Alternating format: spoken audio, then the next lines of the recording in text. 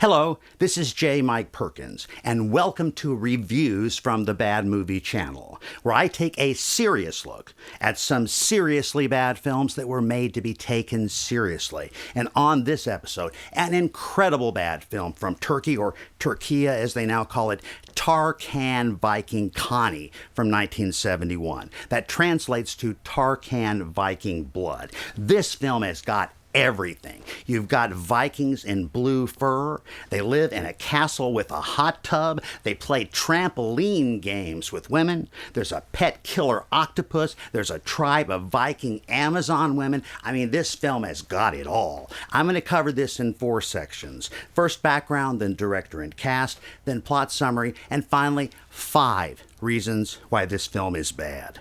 If you enjoy this video, please help my channel by hitting like and subscribe.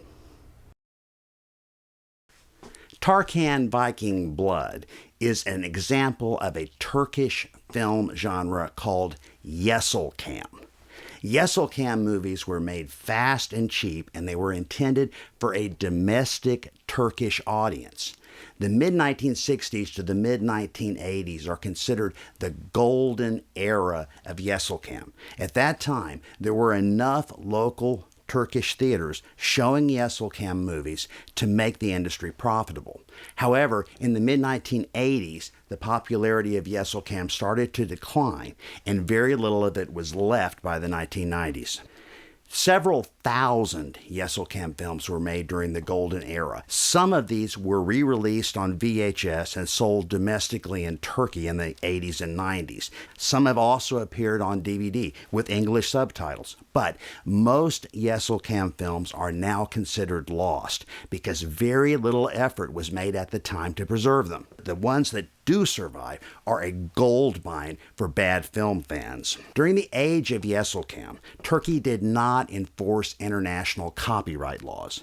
Therefore, many Yeşilçam films were unauthorized remakes of popular foreign films.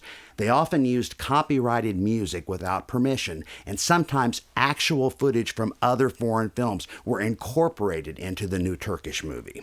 Tarkan is based on a domestic Turkish comic strip. There were 7 Tarkan movies made, but Viking Blood is the only one I've seen in its entirety with subtitles, as it was re-released under the name Tarkan vs. the Vikings on DVD. Tarkan Viking Blood is one of my favorite Yeşilçam films due to the hilariously inaccurate portrayal of both the Viking and the Hun civilizations. The film was directed by Mehmet Aslan. He was an experienced Turkish director and directed 98 films. Most of his films were crime dramas, but he did some other things as well, including 4 of the 7 Tarkan movies. Viking Blood was the second of the 4 that he directed. Tarkan is played by actor Kartal Tibet. He stars as Tarkan in 5 of the 7 Tarkan films. He was a veteran actor with 134 acting credits, all Turkish, but he was also a well-known director with 63 directing credits, all Turkish films. The evil Toro is played by Bilal Inci. He was a versatile Turkish actor who played all sorts of different roles in 150 Turkish films from 1966 to 2002. King Jiro is played by Turkish acting legend Atif Kaptan, who's most famous as being the Turkish Dracula. He appeared in 363 Turkish films from 1928 until the year he died in 1977. The Hun King's daughter Yanka is played by Fatma Belgin. This was her first film appearance, but it didn't seem to kill her acting career because she went on to collect another 125 film and television credits. She was actively working as recently as 2018. There are 7 main characters in the film. There's Tarkan, our hero. Tarkan is a Hun warrior. He has 2 dogs, which he refers to as wolves. The dogs are father and son, and confusingly, both of them are named Kurt. Tarkan is very close with his dogs and seems to communicate with them almost telepathically. And then there's Jiro. Jiro is the Viking king at the beginning of the film that is deposed by Toro and then executed. Then there's Ursula. Ursula is the daughter of Jiro, and she is also the leader of a tribe of Viking Amazon women. Then there's Yanka. Yanka is the daughter of Hun King Attila. Yanka is kidnapped by Toro and held for ransom. And then there's Lotus, that mysterious evil seducer of men that lives at the castle along with her Chinese henchmen. And then there's Orso, the giant, who was loyal to Jiro but doesn't like Toro.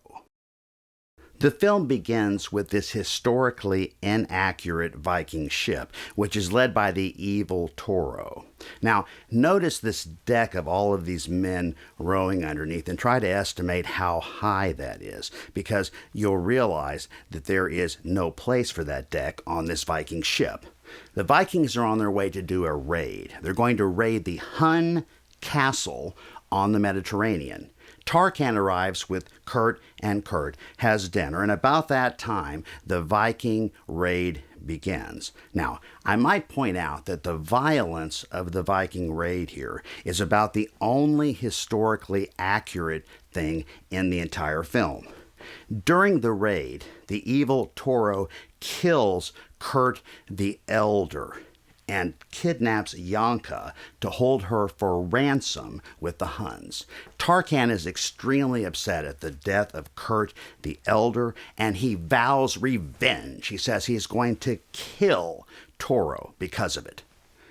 Toro arrives back at the Viking castle, which is also located on the Mediterranean, and confronts King Jiro. He says that he is king now, and he has Jiro arrested. And then Jiro is fed to the Vikings' own pet killer octopus. And I might add that the 3 octopus scenes in the movie are highlights. Toro celebrates in the Vikings' hot tub in their castle on the Mediterranean. Ursula then arrives back at the castle expecting to see her father, but realizes that Toro is now on the throne. Toro has her arrested and attempts to feed her to the pet killer octopus, but the giant Orso intervenes. He frees her and carries her off, and I can't say that I blame him. In the meantime, the evil Lotus seduces Toro and knocks him out with the Mickey Fin, so she and her Chinese henchmen can capture Yanka to try to ransom her off and get all the money for herself. They take Yanka to this sort of hotel-like place where there's rooms and then there's also food. Tarkan is walking by. He sees the Viking ship and wonders what's wrong. So he goes into the hotel and he and Kurt eat, but then he sees the beautiful Lotus and, of course, is seduced by her. Lotus then gives him the Mickey Fin because that's what she does, and she escapes the hotel with Lotus but runs straight into the Vikings and gets captured and taken back to the castle. Tarkan decides he has to follow her in a boat, but he gets captured by the Vikings as well and turned into one of the slave rowers. But our hero dog, Kurt the Younger, shows up and rescues him. Then he leaves with Kurt to try to chase down the Vikings and ends up on the shore here where he runs into the tribe of Viking Amazon women that are led by Ursula. He and Ursula then form an alliance to kill Toro, and of course they have a little hanky-panky on the way. In the meantime, the Vikings have Yanka, the prisoner, the daughter of the Hun king, and they're playing their traditional Viking trampoline game here. Then they give her the traditional Viking hair-cutting ritual. Tarkan and the Viking Amazon women then arrive and stage their rage and their epic battle here. And Orso the giant joins in with his table maneuvers. Things don't go so well at first, and Tarkan gets captured by Toro, and they're going to feed him to the pet killer octopus, but Kurt the Younger, the dog, the hero dog, he arrives, he attacks the octopus, and then Tarkan jumps into the water, and there's the epic battle with Tarkan, Kurt, and the octopus. But of course, our hero Tarkan prevails. Finally, there's the ultimate showdown between Tarkan and Toro. They fight with swords. Then Tarkan knocks Toro off the side of the castle, and then he jumps down with his sword, and even though he misses Toro by about 3 or 4 feet, Toro is then killed. Then finally, Tarkan leaves with Yanka and Kurt to go back and presumably deliver her back to the Hun castle, and Ursula waves goodbye and is upset. The end. And now, finally, 5 reasons why this film is bad. Reason number 1 has got to be the clothes. Toro's outfit of blue fur here is ridiculous for 2 reasons. One, of course, is the blue fur. But secondly, actual real Vikings that were going to be in a sword battle made sure that they wore some kind of protection for their vital organs in the middle so they wouldn't get stabbed. Something like thick leather or chainmail if they could get it. However, Toro is in sword battles, and not only does he not protect himself there, but he sticks that area out for you to stab. Now, the pink fur Viking mini dress is a pretty good look for Ursula, I think, but probably not historically accurate. Neither is the red fur on the Viking shields or the blue fur on the Viking shields. Reason number 2, Vikings and Huns living in castles on the Mediterranean.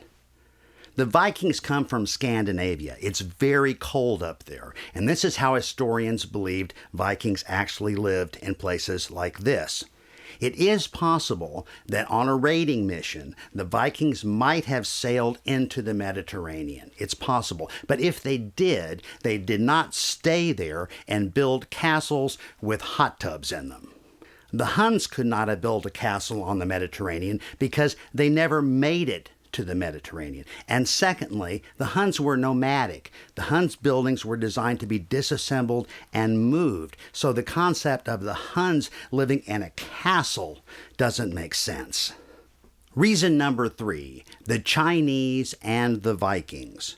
Now, the Chinese and the Vikings both sailed long distances, but there's absolutely no evidence that they ever met each other. And the idea of the Chinese sending a government representative to meet with the Vikings is just silly.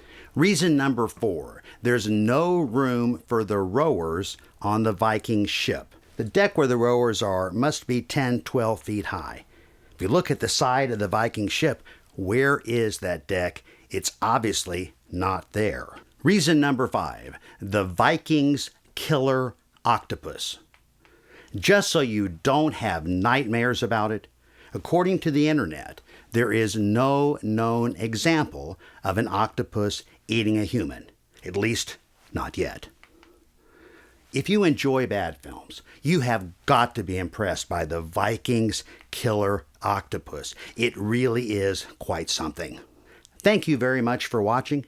If you've enjoyed this video, please help my channel by hitting like and subscribe. And until next time, this is J. Mike Perkins.